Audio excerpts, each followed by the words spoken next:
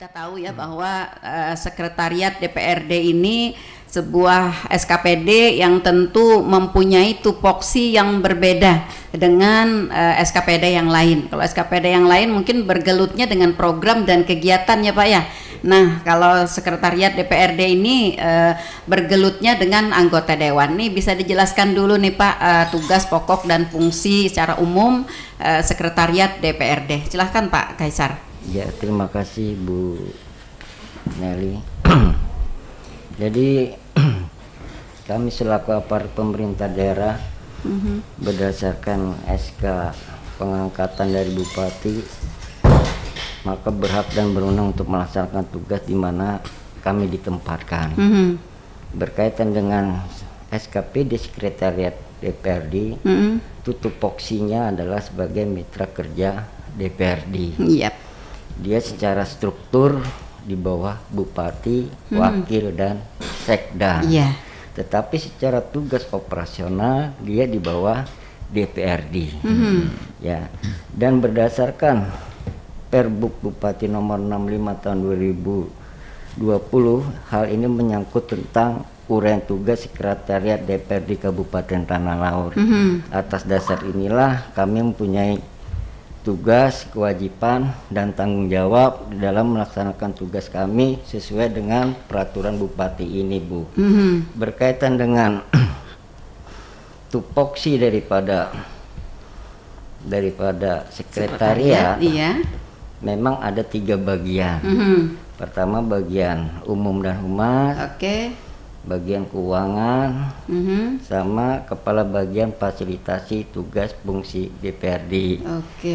Fasilitasi tugas fungsi DPRD, dia memfasilitasi tugas-tugas daripada DPRD.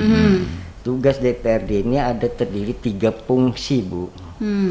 Pertama fungsi penganggaran, fungsi pengawasan, dan fungsi legislasi atau saat ini disebut dengan pembentukan peraturan daerah.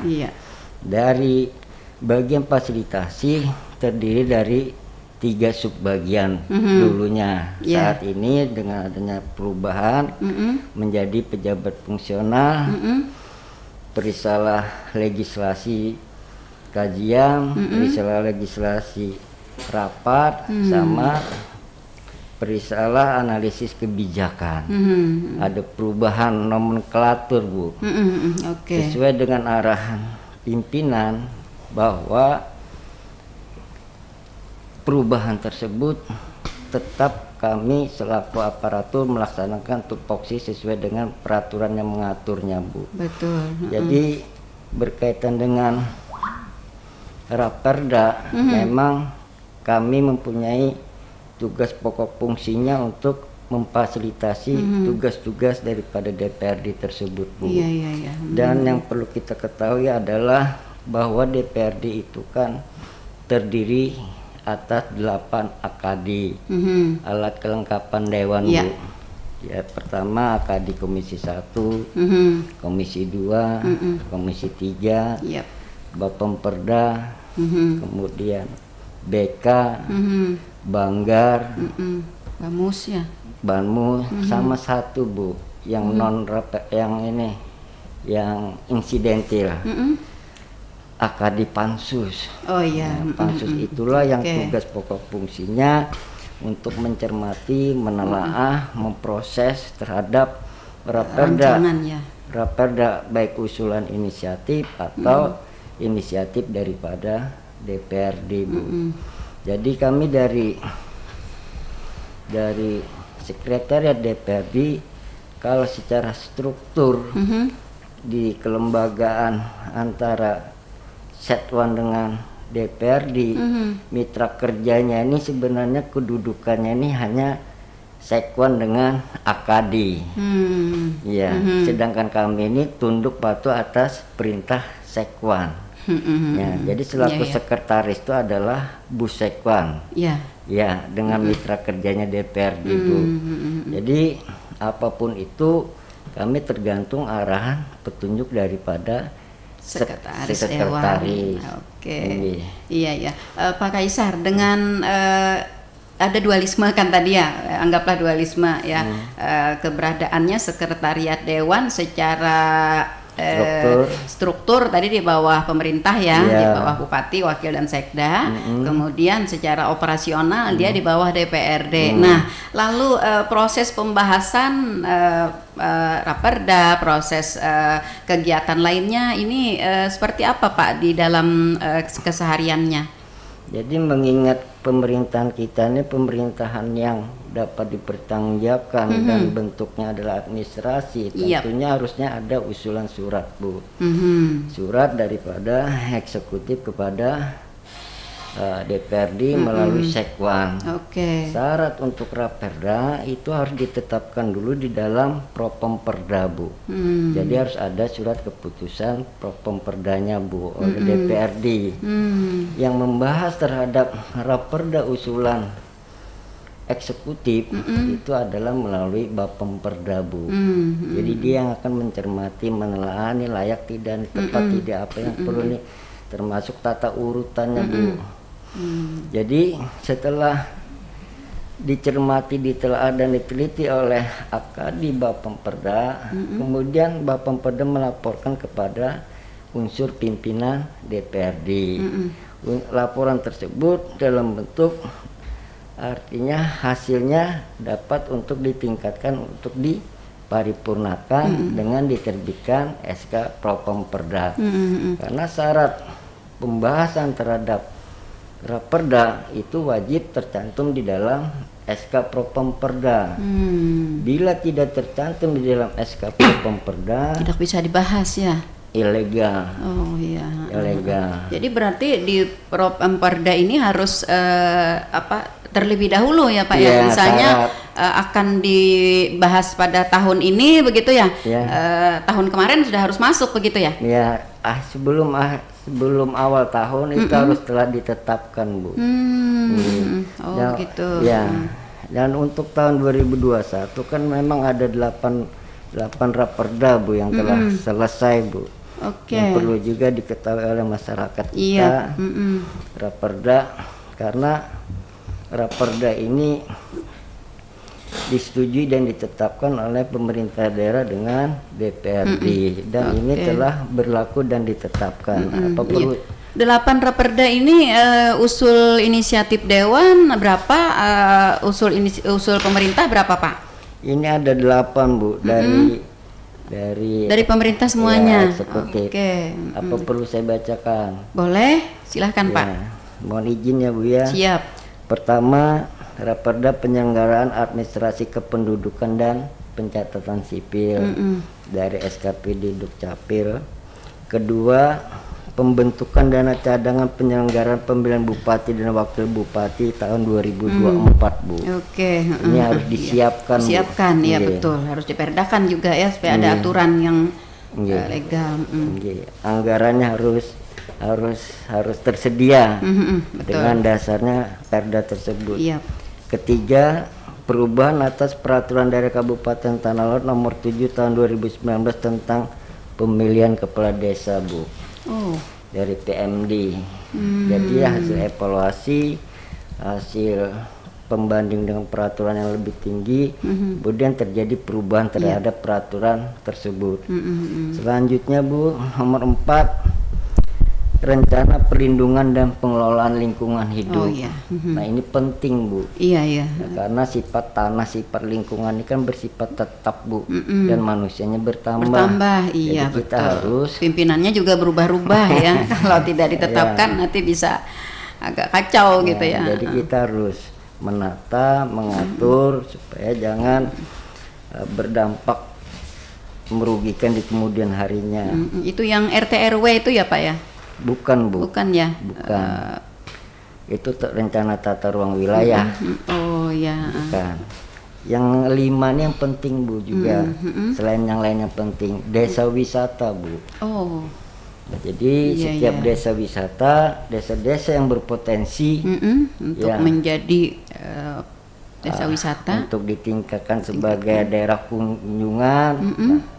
ini menjadi dasarnya untuk bisa dikembangkan, ditingkatkan, Bu, agar meningkatkan perekonomian masyarakat. Betul.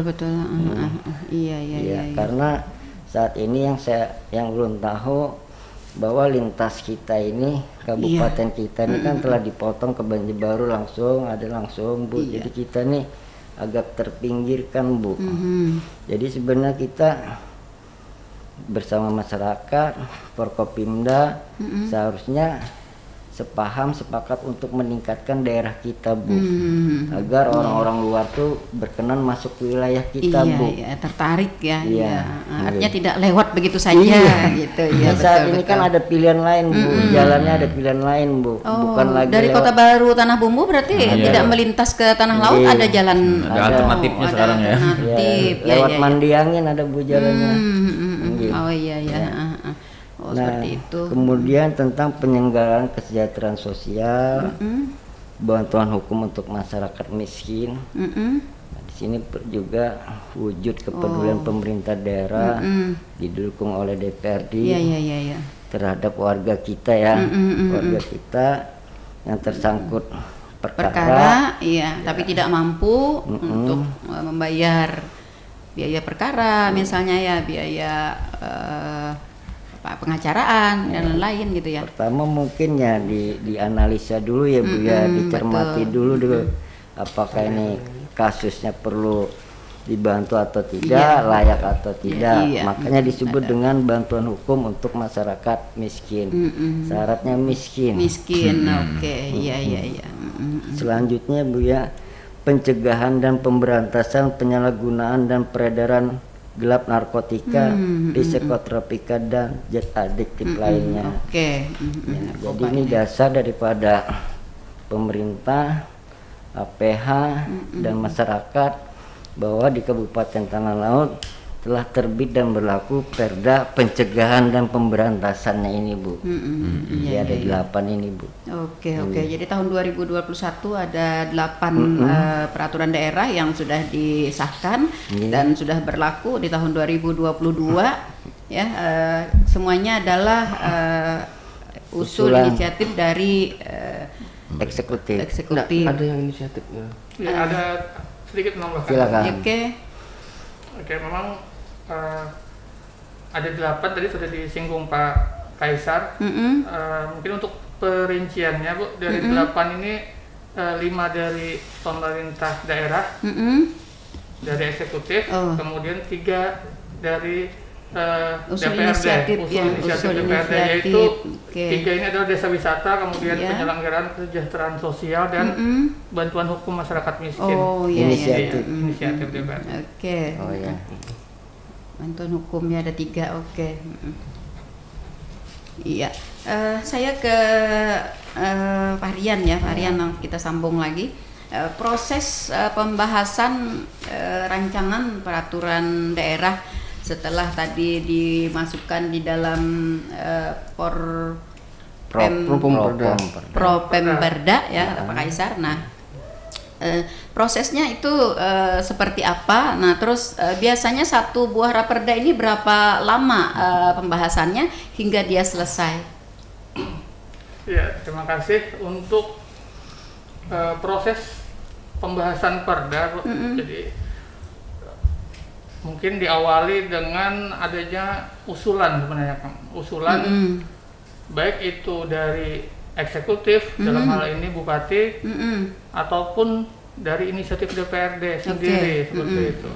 Iya. Dan terkait dengan proses pembahasannya, jadi setelah diusulkan oleh masuk gitu deh, baik dari eksekutif maupun dari inisiatif DPRD, kemudian dibahas dulu terlebih dahulu oleh Bapemperda, Badan Pembentukan Perda gitu. Nantinya oleh Bapemperda ini akan memberikan sebuah rekomendasi kepada pimpinan DPRD agar raperda tersebut bisa dilanjutkan ke tahap berikutnya ataupun diparipurnakan gitu. Diparipurnakan dalam hal untuk yang pertama penyampaian, nanti kan kemudian ada juga tanggapan fraksi-fraksi, atas raperda yang disampaikan. Gitu. Pembentukan pansusnya? Ya, nanti akhirnya jadi ke situ. Nanti setelah kemudian disepakati oleh fraksi-fraksi tadi, kemudian disetujui untuk kemudian dilanjutkan pembahasannya. Nah, setelah itu kemudian barulah dibentuk panitia khusus. Panitia khusus ini artinya AKD atau lengkapan DPRD yang bertugas untuk membahas rancangan perda yang sudah disepakati tadi untuk dilanjutkan pembahasannya. Gitu. Satu pansus itu biasanya berapa anggota, Pak Harian? Satu pansus itu mungkin berkisar. Apakah menetap begitu atau berfluktuasi? Berfluktuasi, berfluktuasinya karena seberapa banyak dalam satu kali itu ada berapa pansus. Jadi kan mungkin kisarannya itu misalnya ada 3 atau 5 pansus gitu. Jadi dari anggota DPRD ini kemudian terbagilah ke dalam masing-masing pansus itu tadi. Jadi kisarannya mungkin ada 10 atau 15 satu pansus. Mungkin saya tambahkan dikit lah. Ya, silakan. Mohon izin. Jelas kan kita kalau itu bicaranya aturan nih terkait mekanisme semuanya. Nah, di tata tertib DPRD itu memang ada ditegaskan bahwa jumlah anggota pansus itu tidak boleh melebihi jumlah anggota komisi, Bu. Ya, komisi berapa? Komisi maksimal ini yang ada di 12 orang. Jadi tidak boleh melebihi 12 orang. Oke. Mungkin itu. Syarat. Oke. Berarti tidak menetap, artinya harus satu raperda itu harus dipansusi oleh orang 10, mungkin begitu, tidak menetap ya. Nah, jadi sepanjang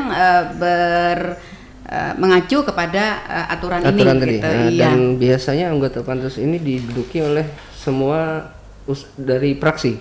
Karena pansus ini dibentuk berdasarkan usulan fraksi. Oke. Jadi melihat berapa banyak raperda yang akan dibahas pada saat itu, begitu ya. Nah, misalnya 3 bulan ke depan kita mengagendakan membahas 4 raperda, gitu. Jadi kalau anggota dewan kita keseluruhan berapa Pak Kaisar? 35 utuh ya. Oke, 35 utuh. Iya, seperti itu. Jadi tergantung dari berapa banyak raperda yang akan dibahas. Ada kemungkinan nggak nih Pak Nopi, misalnya raperda itu begitu sedikit begitu ya. Nah, terus karena tadi aturannya kan jumlah anggota dewan kita 35 ya.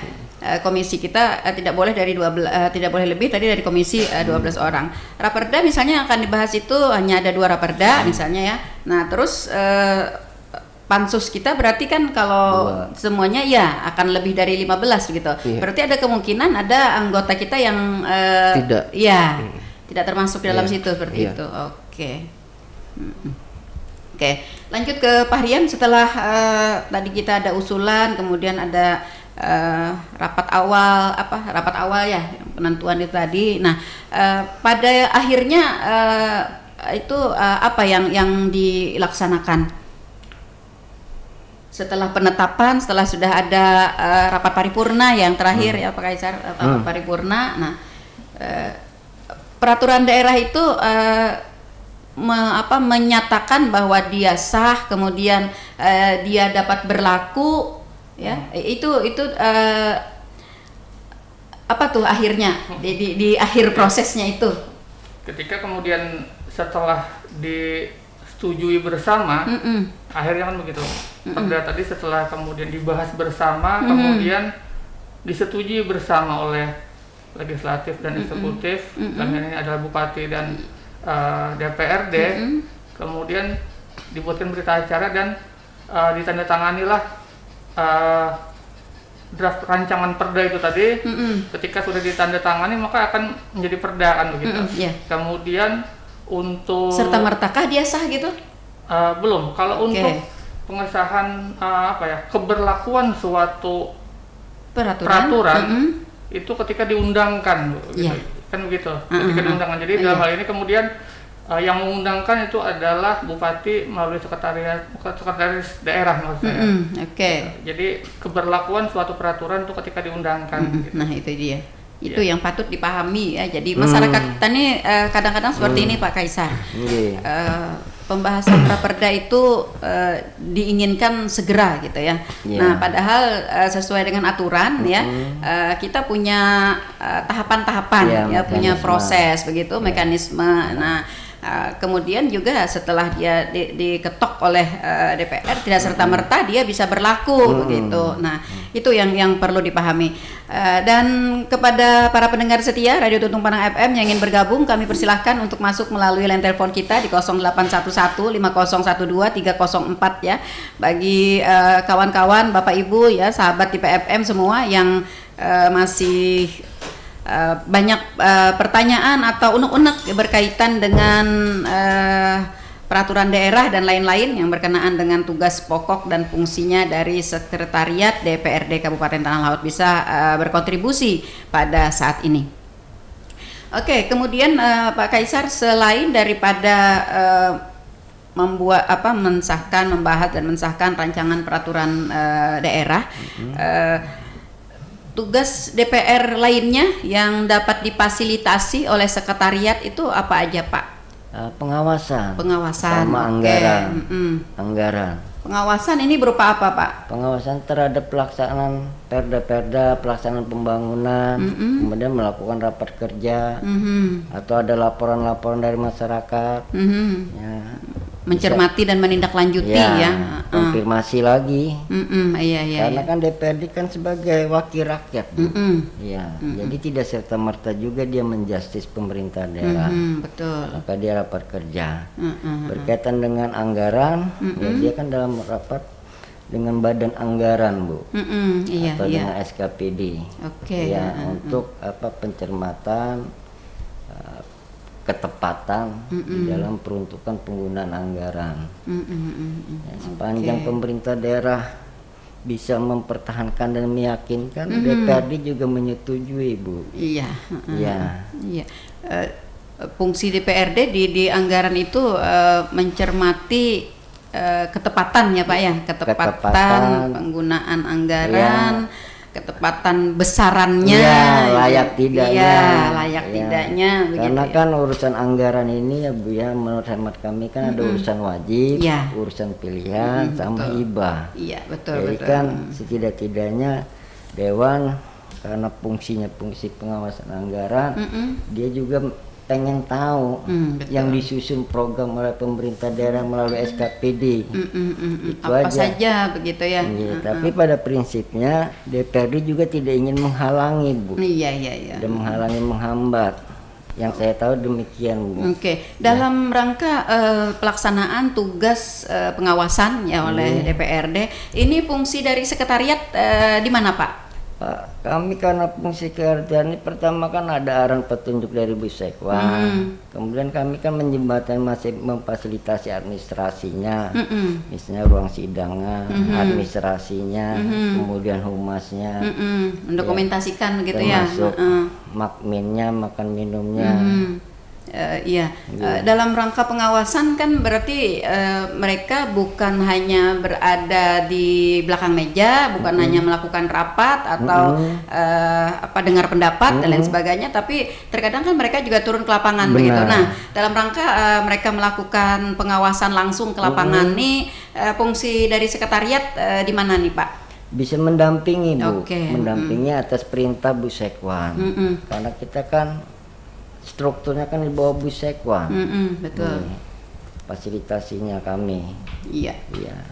Karena begini, karena mereka kan turun ke lapangan juga menggunakan anggaran pemerintah daerah juga begitu. Artinya terkait juga dengan aturan-aturan keuangan begitu ya.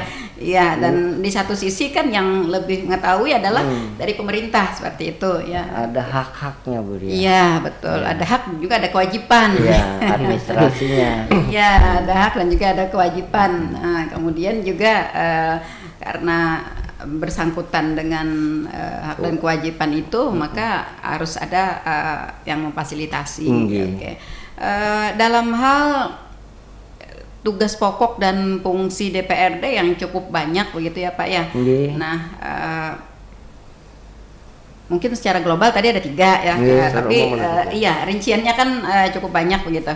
Nah, lalu adakah upaya-upaya atau inovasi dari pihak sekretariat sendiri ya untuk mempermudahkah atau untuk mempercepatkah atau untuk inovasi memperlancar dari tugas-tugas itu? Pak Nopi atau Pak Fahrian nih?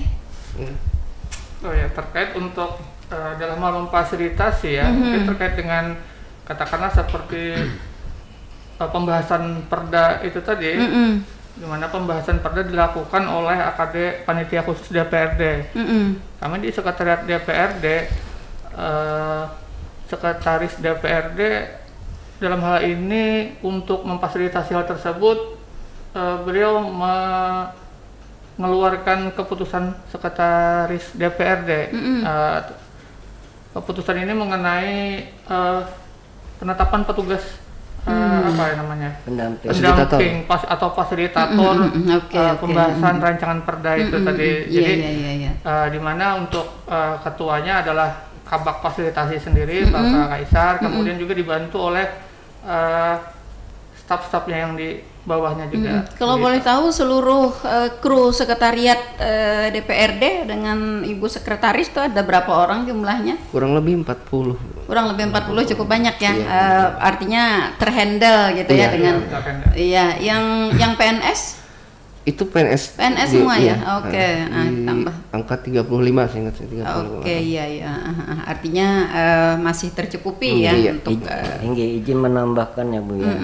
Karena dengan terbitnya Undang-Undang 17 2019 ya, itu kan diatur, ditentukan dan dibenarkan untuk praksi ada tenaga ahli praksi, AKD ada tenaga ahli AKD, dan ini sangat membantu sekretariat juga Bu.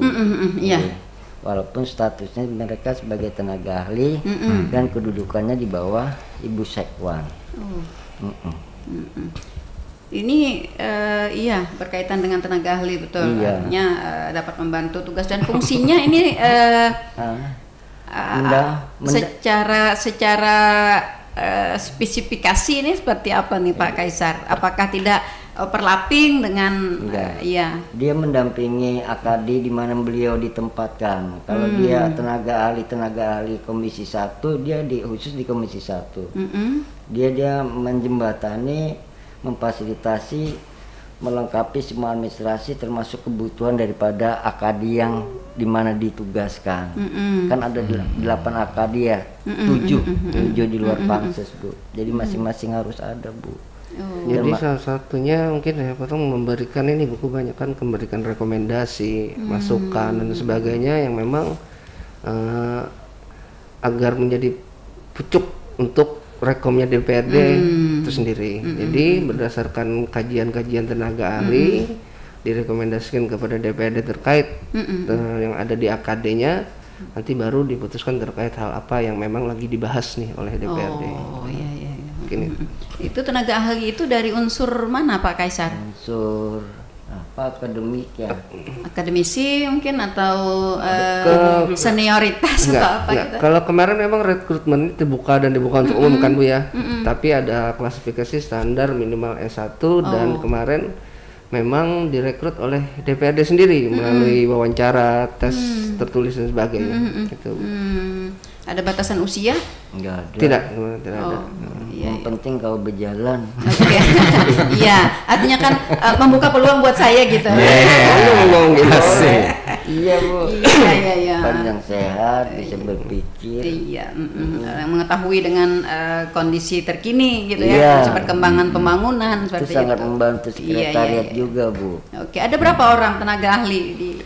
Kalau untuk tenaga ahli di semua AKD ada. Jadi kurang dari AKD-nya pimpinan, AKD Komisi 1, tenaga ahli Komisi 2, Komisi 3, Badan Anggaran sama satunya Badan Pembentukan Peraturan Daerah. Cuma ada 2 AKD yang tidak menggunakan tenaga ahli, itu Badan Musyawarah sama Badan Kehormatan. Berarti terisi semuanya ya? Iya, terisi semuanya. 2 enggak. 2 yang memang tidak. Iya. Itu berapa lama jabatan mereka sebagai tenaga ahli? Ada batas waktu atau bagaimana? Karena sifatnya kontrak, jadi 1 tahun, Bu. Oh, satu tahun anggaran diperbaharui. Bisa orang itu lagi? Iya, dievaluasi. Dievaluasi setiap 6 bulan. Oke.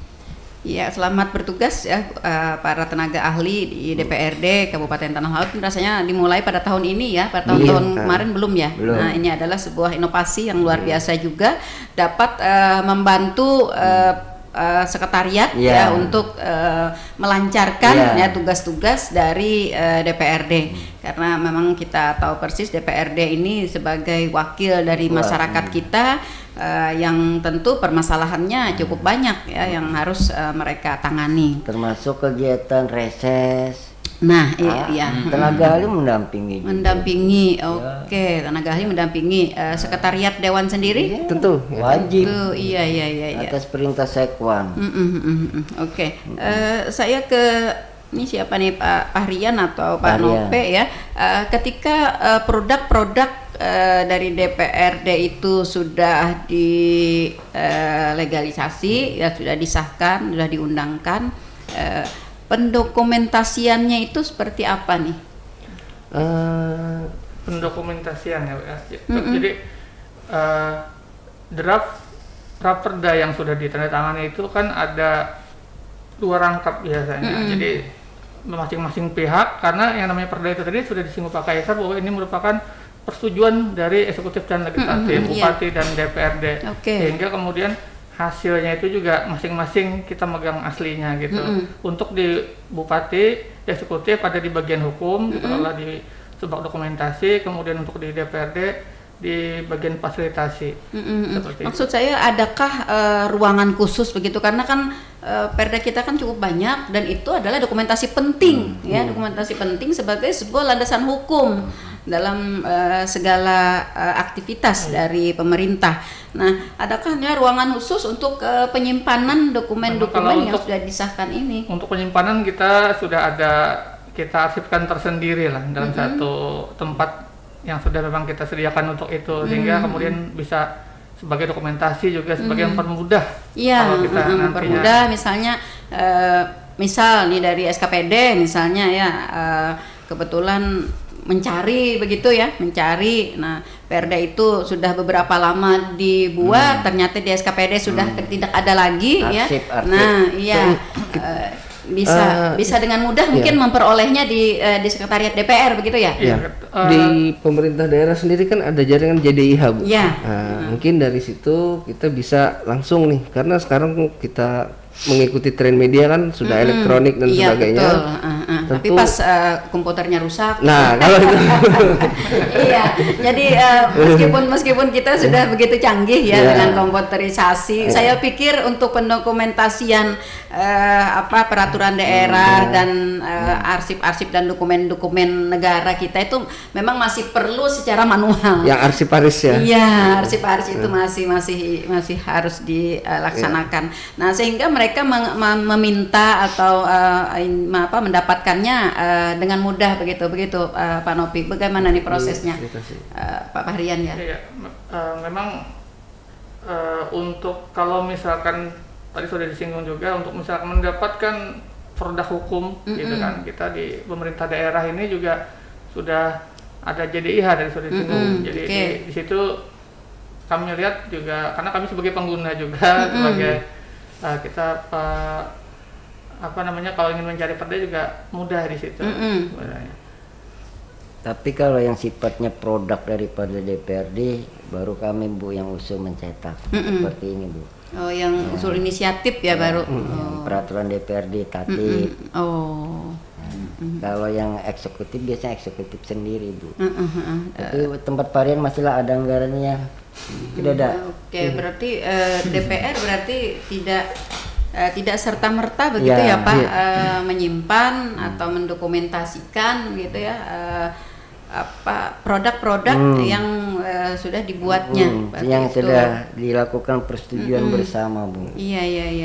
Jadi begitu. Ya memang karena yang mengundangkan adalah pemerintah daerah. Iya betul. Tapi saya pikir kan ketika disahkan dengan setelah diundangkan kan peraturan itu tidak berubah kan Pak ya? Tidak berubah. Tidak iya. bisa berubah, Bu. Bisa berubah. Ya. Kekhawatiran kita ini seperti ini Pak. Kadang-kadang setelah peraturan itu lama sudah dibuat, ada yang sudah 5 tahun bahkan ada yang sudah 10 tahun nih tidak diperbaharui. Nah, pemerintah daerah ini kan pejabat bermutasi ya Pak ya. Nah, bermutasi apalagi juga belum lagi nanti berpindah kantor ya dan sebagainya. Nah, arsip-arsip mereka, dokumen-dokumen mereka di SKPD itu bisa habis, bisa kadang-kadang juga Pak, pengalaman juga kita punya perda ini satu-satunya kita bawa nih ke desa gitu ya, ke kecamatan saat-saat kita sosialisasi, saat-saat kita ada kegiatan. Nah, tiba-tiba misalnya kepala desa melihat mintanya Bu buku pian itu. Nah, itu penting bagi kami. Padahal kita punya satu-satunya nih di kantor lagi, yang lainnya sudah habis begitu. Nah, karena kita tidak ingin mengecewakan juga ya kepada desa atau ya kita kasihkan. Berarti kan kita tidak punya lagi nih. Nah, ketika kita akan mau mendapatkan lagi, nah ini kita mendapatkan misalnya di pemerintah daerah, tentu di bagian hukum kan tidak ada juga lagi. Nah, apakah ini kita bisa lari ke sekretariat DPR begitu? Di kami pun kalau untuk inventaris aturan-aturan memang belum terstruktural, saya bilang, walau memang kami ada ruangan khusus yang memang semua dokumen terkait aturan pun ada di sana, Bu. Insya Allah ada di sana. Tapi memang karena kami tidak pernah sih ada anggaran untuk mencetak aturan itu, karena itu kembali lagi yang mengundangkan adalah pemerintah daerah. Tapi setiap aturan itu diberlakukan atau diundangkan, memang pemerintah daerah selalu mengirim salinan asli terkait aturan tersebut, dan itu memang kita dokumentasikan. Dokumentasikan. Cuman kalau misalnya berlangsung lama kita belum bisa menjamin begitu apakah ditemukan dengan mudah atau itu karena satu lagi kita ASN pun akan berpindah. Betul. Nah, makanya itu tadi yang saya maksud begitu. Apakah memungkinkan begitu ya sekretariat DPRD mempunyai sebuah bangunan yang khusus gitu untuk mendokumentasikan, menyimpan semua dokumen-dokumen produk mereka dengan teratur dan rapi ya, sehingga mungkin ketika yang berkepentingan meminta atau mencari begitu dengan mudah menemukan. Bahkan harapan ulun hal itu adanya di dispusip loh. Kalau diskusi kan secara keseluruhan secara keseluruhan. Kalau DPRD berarti yang diproduksi oleh DPR sendiri seperti itu. Tapi walau memang kembali lagi yang mengundangkan adalah pemerintah daerah. Betul. Jadi ini memang sebuah sistem pendokumentasian kan masalahnya. Dan ini menurut saya sebagai pegawai di sekretariat DPRD, untuk perda dan peraturan DPRD sendiri, hal ini sebenarnya sudah tersistem loh. Kita sudah artinya untuk pengarsipan kita arsipkan dengan selama ini sudah kita arsipkan seperti itu. Kita lihat misalkan dalam beberapa tahun ke belakang juga mudah ditemukan gitu kan. Nah, mungkin ini ketika kekhawatiran Ibu tadi, ketika kemudian ada pergantian pegawai, hal ini sebenarnya tidak jadi masalah selama sistem itu juga tetap dijalankan gitu kan. Karena tempatnya sudah ada, kemudian lemarinya ada, outernya ada kan gitu. Jadi ini tinggal apakah kemudian pegawai kemudian yang bersangkutan, pegawai yang ditempatkan di situ, apakah kemudian akan mengarsipkannya, membuatnya itu tadi lagi. Gitu. Ini penting menurut saya ya, karena kan DPRD ini kan menghasilkan produk.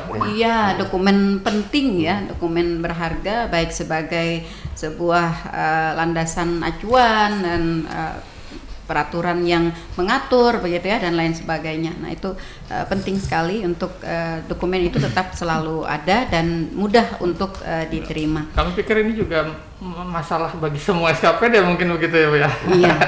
Iya, kalau SKPD kan dia hanya surat-surat dengan dokumen-dokumen mereka yang mungkin terpilah yang penting mungkin bisa dihitung dengan jari begitu ya. Tapi kalau produksinya DPRD ini kayaknya dokumen penting semuanya ya, karena itu bersangkut dengan peraturan. Nah, kemudian juga hasil pengawasan begitu ya dan lain sebagainya. Cuman Bu, kalau menurut Ulan sepanjang dokumen-dokumen yang akurat, yang apa yang sangat menentukan di SKPD manapun kalau bisa diarsipkan dengan baik dan aman. Karena pada saat saya menjabat kabak hukum, bila sengketa hukum, kita memerlukan dokumen data. Iya, betul. Nah, di situ, bila Pak, tidak ada dokumen data, gimana kita mau mematahkan? Iya, ini betul, maksudnya. Betul. Itu juga yang saya maksudkan tadi ya. Ketika kita sangat memerlukan suatu hal, ini susah sekali begitu ya. Nah, itu yang penting sekali. Oke, baik, Pak Kaisar. Ya, saya sedikit Ibu ya. Ada sedikit nih. Ini mungkin mohon maaf kalau saya salah, jadi mohon izin. Kan biasanya kan dalam di DPRD ada aksi masyarakat juga Pak, ada pengaduan, ada aspirasi dari masyarakat.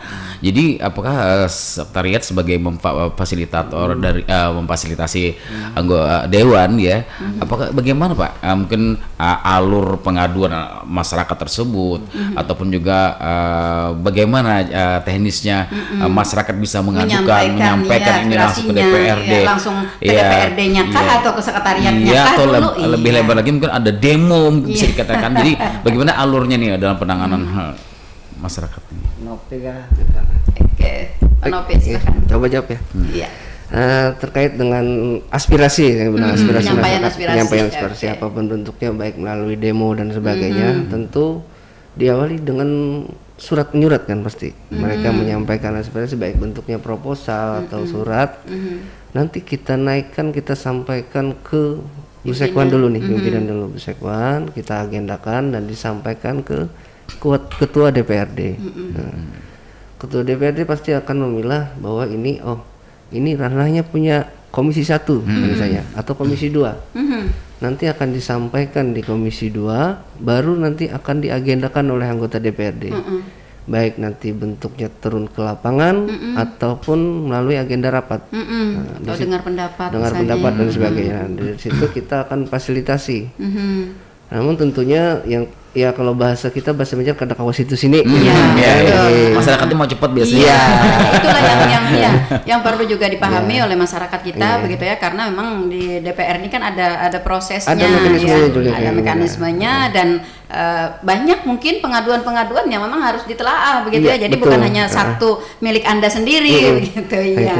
Jadi harus sabar gitu ya. Itu dia, nanti setelah sampai ke komisi terkait, mereka akan mengagendakan melalui badan musyawarah untuk pengambilan jadwal dan waktu pembahasan sesuai dengan surat tersebut, misalnya seperti apa.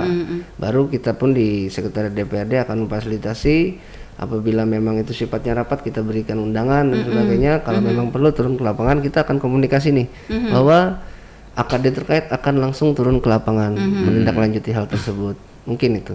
Oke. Iya.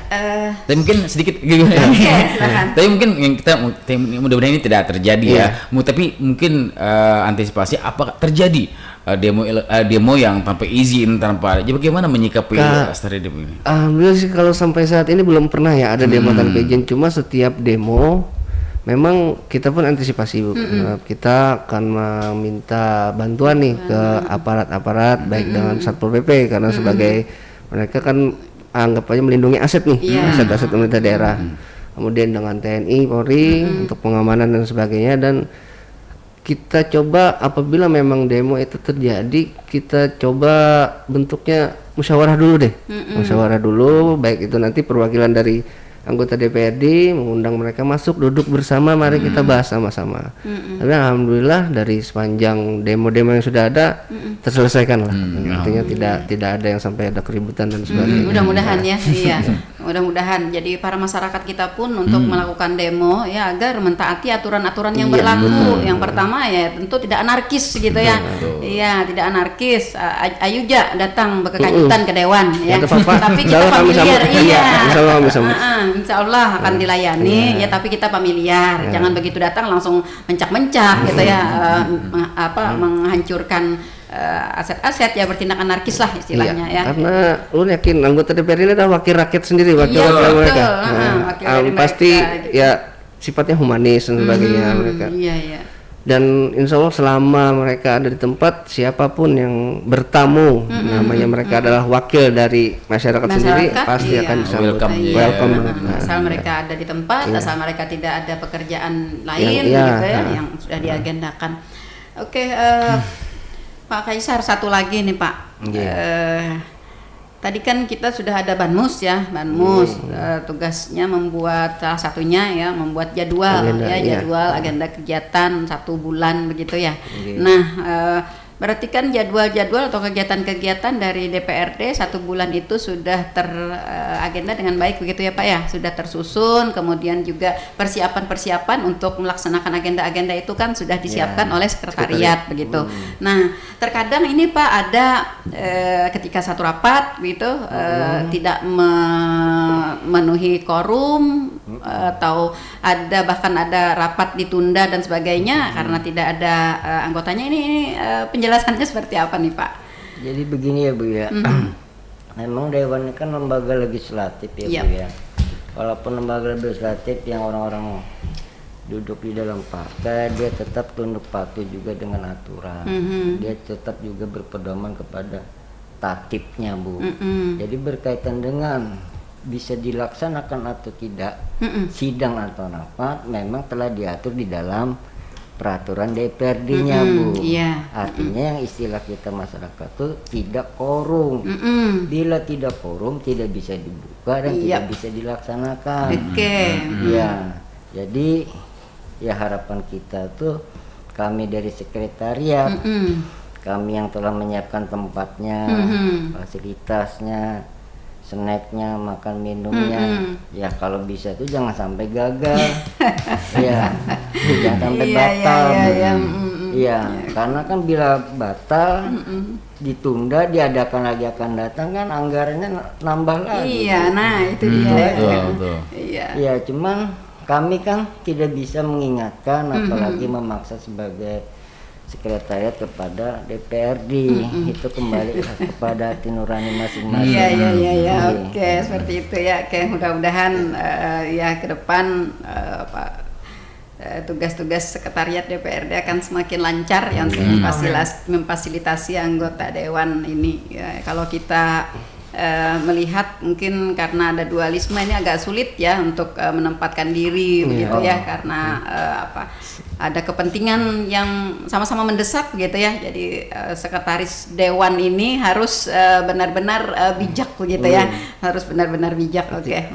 Menjembatani ya, agar tidak terjadi benturan-benturan begitu ya, benturan-benturan basit. Tapi jelas memang terkait dengan agenda DPRD inilah, baik yang sudah terjadwal maupun tidak, kita karena kita ini adalah tim ya di sekretariat DPRD, selalu kami siap selalu lah apapun bentuknya, memfasilitasi, memperlancar. Baik, karena waktu kebersamaan kita sudah berada di penghujung nih Pak Kaisar, Pak Nope dan juga Pak Harian. Sebenarnya masih banyak ya yang akan kita bahas. Mudah-mudahan nanti di lain waktu dan kesempatan kita masih berkesempatan untuk bersama-sama lagi untuk dapat membahas dari tugas-tugas dan tupoksi-tupoksi yang lain. Statement terakhir nih Pak Kaisar, silahkan. Statement saya Bu ya, saya mengimbau kepada seluruh masyarakat, stakeholder atau Forkopimda, marilah kita bersama-sama memajukan daerah kita. Dan tolak ukur majunya suatu daerah tidak diukur dengan berhasilnya suatu produk hukum daerah Bu. Tidak. Cuman peraturan daerah dari Rapeda menjadi peraturan daerah memang tolak ukur kinerjanya DPRD. Memang. Cuman bagi saya pengen kebersamaan kita sebagai warga Tanah Laut yang mempunyai tugas pokok fungsi masing-masing. Marilah kita bersama-sama membangun, berkomitmen untuk membangun, meningkatkan. Betul. Karena apa Bu, ekonomi sekarang ini kan dengan ada pandemi COVID, dengan adanya minyak goreng ini, kalau bisa jangan lagi ditambah beban-beban yang lain. Amin ya betul. Oke, Ya, luar biasa ya. Pemerhati ya. Betul. Ini semacam aspirasi juga. Artinya kita juga selain daripada melaksanakan tugas pokok dan fungsi kita selaku pegawai negeri sipil ya, tapi kita juga memberikan aspirasi juga untuk masyarakat gitu ya, dengan apa yang kita lihat pada sehari-hari.